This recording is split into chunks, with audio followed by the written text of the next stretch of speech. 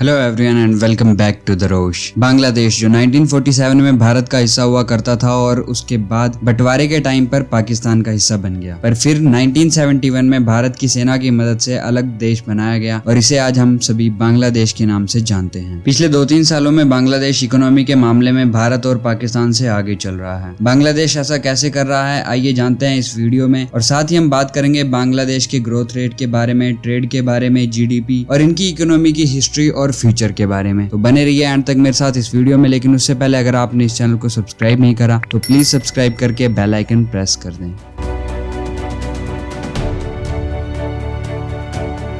1971 में जब बांग्लादेश आजाद हुआ तब वहाँ हालात बहुत खराब थे। लगभग 90% लोग एक्सट्रीम पॉवर्टी में रह रहे थे, यानी कि पॉवर्टी से भी नीचे के लेवल में। तो बांग्लादेश के आजाद होने के बाद बांग्लादेश की गवर्नमेंट ने एक सोशलिस्ट पॉलिसी अपनाई। 5 ईयर के प्लान के अकॉर्डिंग अपने प्लान की शुरुआत की। जैसे भारत में पहले 5 ईयर का प्लान हुआ करता था जिसमें सरकारें डिसाइड करती थी कि आने वाले 5 सालों में क्या करना है, देश को कैसे चलाना है। वैसे ही सेम बांग्लादेश की इकोनॉमी की शुरुआत हुई थी। बांग्लादेश ने भी शुरुआत में वही गलती करी जो भारत ने की थी, इकोनॉमी के लिए सोशलिस्ट पॉलिसी अपनाई। फिर 1975 में बांग्लादेश को रियलाइज हुआ कि वो इस तरह से ग्रो नहीं कर पाएंगे, तो बांग्लादेश की सरकार ने बहुत सी स्टेट बोर्न कंपनीज को प्राइवेटाइज किया, जिसकी वजह से बांग्लादेश थोड़ा ग्रो करने लगा। उसके बाद 2008 में बांग्लादेश की इकोनॉमी में एक मेजर शिफ्ट देखने को मिला और इसकी वजह से शेख हसीना जी पावर में आई। इन्होंने बांग्लादेश की इकोनॉमी को 10-12 सालों में बदल कर रख दिया। इन्होंने बांग्लादेश की इकोनॉमी को बढ़ाने के लिए एजुकेशन और इंडस्ट्रीज पर फोकस किया। वहाँ की इकोनॉमी को एग्रीकल्चर सेक्टर से इंडस्ट्रियल सेक्टर की तरफ शिफ्ट किया। बांग्लादेश की लेबर फोर्स में वुमेन का पार्टिसिपेशन 37% है और भारत में ये सिर्फ 21% है। यहाँ पर भारत को बांग्लादेश से कुछ सीखने की जरूरत है। प्रेजेंट सिनेरियो की बात करें तो बांग्लादेश की इकोनॉमी मार्केट बेस्ड इकोनॉमी है। मार्केट बेस्ड इकोनॉमी का मतलब है आपको जो बनाना है बनाओ, जैसा बनाना है बनाओ और जिसके लिए बनाना है बनाओ। गवर्नमेंट इंटरफेरेंस कम होगा। प्राइस, डिमांड, सप्लाई सब कंपनीज तय करती हैं और इनका मेन मोटिव ज्यादा से ज्यादा प्रॉफिट कमाना होता है। लगभग 16.5 करोड़ लोग बांग्लादेश में रहते हैं और बांग्लादेश ने 2019 में ही इकोनॉमी के मामले में पाकिस्तान को पीछे छोड़ दिया और अब बांग्लादेश की नॉमिनल जीडीपी है $3,52,908। जीडीपी ग्रोथ रेट की बात करें तो पेंडेमिक के समय में भी बांग्लादेश की इकोनॉमी पॉजिटिव में थी और एशियन रीजन में नंबर 1 पर थी। 2020 में बांग्लादेश का ग्रोथ रेट 3.8% था और चाइना का 2.3%, वहीं इंडिया का -7.3% था। 2021 में बांग्लादेश की प्रेडिक्शन 5.04% की गई थी और ये प्रेडिक्शन वर्ल्ड बैंक ने की है। 2021 के बाद बांग्लादेश की ग्रोथ रेट 7.4% तक हो जाएगी। बांग्लादेश ने इस साल पर कैपिटा के मामले में भारत को हरा दिया है और 2021 में बांग्लादेश की पर कैपिटा $2,227 हो चुकी है, जो कि पिछले साल के मुकाबले 9% बढ़ी है। वहीं पैंडेमिक के चलते भारत की पर कैपिटा 10% गिरी है। वहीं आप इसकी पर कैपिटा को पाकिस्तान की पर कैपिटा इनकम से कंपेयर करते हैं तो आपको काफी डिफरेंस देखने को मिल जाएगा। पर फिर भी बांग्लादेश अपनी पर कैपिटा को लेके एक्साइटेड नजर नहीं आया है। वो इसलिए क्योंकि एक्सपर्ट का मानना है कि जिस देश की पॉपुलेशन जितनी कम हो उस देश की पर कैपिटा उतनी जल्दी बढ़ती है और जिस देश की पॉपुलेशन जितनी ज्यादा हो उसकी पर कैपिटा धीरे धीरे बढ़ती है। किसी देश की पर कैपिटा निकालने के लिए उस देश की जीडीपी को उस देश की पॉपुलेशन से डिवाइड कर दो तो आपको उस देश की पर कैपिटा मिल जाएगी, जैसा कि इस वीडियो में हमने बताया था। बांग्लादेश की जीडीपी बाय सेक्टर की बात करें तो एग्रीकल्चर सेक्टर का कंट्रीब्यूशन बांग्लादेश की जीडीपी में 14.23% है, इंडस्ट्री सेक्टर का 35.66% और सर्विस सेक्टर का कंट्रीब्यूशन 50.11% है। ईज ऑफ डूइंग बैंक में बांग्लादेश की लिटरेसी रेट 74% है। पॉपुलेशन बिलो पॉवर्टी लाइन 28% है और एक्सट्रीम पॉवर्टी 60% है। पिछले कुछ सालों में बांग्लादेश में पॉवर्टी में बहुत तेजी से कमी हुई है और बांग्लादेश का फॉरेन रिजर्व $45 बिलियन है, जो कि साउथ एशिया रीजन में 2nd नंबर पर आता है भारत के बाद। ट्रेड की बात करें तो पैंडेमिक की वजह से यहाँ का ट्रेड कम हुआ है। जहाँ 2019 में बांग्लादेश का एक्सपोर्ट 47 बिलियन था, वहाँ 2020 में ये गिरकर 33 बिलियन रह गया है। लेकिन पैंडेमिक के चलते बांग्लादेश का इंपोर्ट भी बढ़ गया और एक्सपोर्ट कम हो गया है। और इंडस्ट्रीज की बात करें तो बांग्लादेश की टेक्सटाइल इंडस्ट्रीज की मार्केट साइज 2021 में 46 बिलियन है और जीडीपी में कंट्रीब्यूशन 14% है। बांग्लादेश की टेक्सटाइल इंडस्ट्रीज के बारे में हमने इस वीडियो में काफी डिटेल में बात करी है। बांग्लादेश के एक्सपोर्ट में बांग्लादेश की टेक्सटाइल इंडस्ट्रीज का कंट्रीब्यूशन 80 से 82% है और वर्ल्ड टेक्सटाइल एक्सपोर्ट में बांग्लादेश की रैंक 3rd है, वहीं भारत की रैंक 5 है। बांग्लादेश इकोनॉमी के फ्यूचर की बात करें तो centre of economics and research ने बताया कि बांग्लादेश की एवरेज जीडीपी ग्रोथ 2021 से 2025 में 6.8% होगी। इसके अलावा CEBR ने बताया कि अगर इसी तरह से बांग्लादेश ग्रो करता रहा तो 2025 तक बांग्लादेश की इकोनॉमी वर्ल्ड की 34th लार्जेस्ट इकोनॉमी होगी। अभी ये रैंक 41 पर है, पर ये 2035 तक 25 नंबर तक जा सकता है। जीडीपी की बात करें तो CEBR ने बताया कि बांग्लादेश की 2025 तक जीडीपी 488 बिलियन की हो जाएगी और वहीं 2035 में जाकर ये 1203 बिलियन डॉलर की हो जाएगी। बांग्लादेश की इकोनॉमी का रियल टेस्ट तो 2026 में शुरू होगा, जब बांग्लादेश को US generalize system of performance से हटाया जाएगा। यूएस का ये generalization system of performance privilege countries को दिया जाता है जो कि लीस्ट डेवलप होती हैं, जिससे कि इन देशों को ट्रेड में टैरिफ फ्री सुविधा मिले। तो अभी बांग्लादेश को लीस्ट डेवलप कंट्री में होने से फायदा होता है, ट्रेड में टैक्स नहीं लगता और बांग्लादेश के प्रोडक्ट्स वेस्टर्न कंट्रीज में टैरिफ फ्री होते हैं। इससे होता यह है कि बांग्लादेश के प्रोडक्ट्स के प्राइस बाकी देश जैसे कि इंडिया, चाइना, वियतनाम से कम रहते हैं और इससे बांग्लादेश को एक्सपोर्ट में एडवांटेज मिलता है। तो जिस हिसाब से बांग्लादेश की इकोनॉमी ग्रो हो रही है, अनुमान लगाया जा रहा है कि 2025 या 26 तक ये प्रिविलेज वापस ले लिया जा सकता है और उसके बाद जो बांग्लादेश को अमेरिकन यूरोपियन मार्केट में फ्री टैरिफ वाली सुविधा मिलती है वो भी खत्म हो जाएगी। जो इस समय बांग्लादेश को एक्सपोर्ट में एडवांटेज मिलता है वो भी खत्म हो जाएगा और तब बांग्लादेश को India, China, Japan, south Korea से कम्पीट करना पड़ेगा। इसके अलावा जैसे जैसे बांग्लादेश की इकोनॉमी ग्रोथ बढ़ेगी वैसे यहाँ की मैन्युफैक्चरिंग कॉस्ट भी बढ़ेगी, ठीक वैसे ही जैसे बाकी देशों में बढ़ी है, क्योंकि देखा गया है कि इकोनॉमी के साथ साथ लोगों की लिविंग स्टैंडर्ड में भी